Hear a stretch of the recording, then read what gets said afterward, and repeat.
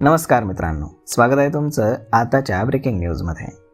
मित्रांनो, राष्ट्रवादी काँग्रेस शरदचंद्र पवार गट पक्षाचे अध्यक्ष आणि महाराष्ट्राचे ज्येष्ठ नेते शरद पवार यांची प्रकृती पुन्हा एकदा बिघडल्यामुळे त्यांना मुंबईतील ब्रीच कँडी रुग्णालयामध्ये दाखल करण्यात आले.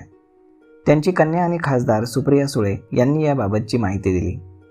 रुग्णालयामध्ये दाखल असल्यामुळे शरद पवार आज बारामती दौऱ्यावरती जाऊ शकणार नाहीत. शरद पवार दिल्लीहून 2 दिवसांपूर्वीच आले आणि त्यानंतर त्यांना ब्रीच कँडी रुग्णालयामध्ये ॲडमिट करण्यात आलं. प्रकृती बिघडल्यामुळे उपचारासाठी त्यांना ॲडमिट करण्यात आलं. त्यांना डिस्चार्ज मिळणार होता, मात्र डॉक्टरांनी आराम करण्याचा सल्ला दिल्यामुळे त्यांना हॉस्पिटलमध्येच ठेवण्यात आले. सुप्रिया सुळे यांनी प्रसारमाध्यमांशी बोलताना सांगितलं की शरद पवार यांना नियमित तपासणी आणि काही महत्त्वाच्या वैद्यकीय चाचण्यांसाठी रुग्णालयामध्ये दाखल करण्यात आले. सध्या त्यांच्या विविध चाचण्या सुरू असून अहवाल आल्यानंतरच त्यांच्या प्रकृतीबाबत स्पष्ट माहिती मिळू शकेल. शरद पवार यांची प्रकृती सध्या स्थिर आहे, मात्र त्यांचं वय आणि अलीकडची प्रकृती पाहता खबरदारीचा उपाय म्हणून त्यांना रुग्णालयामध्ये दाखल करण्यात आले. डॉक्टर त्यांच्या सर्व रिपोर्ट्सची वाट पाहत आहेत.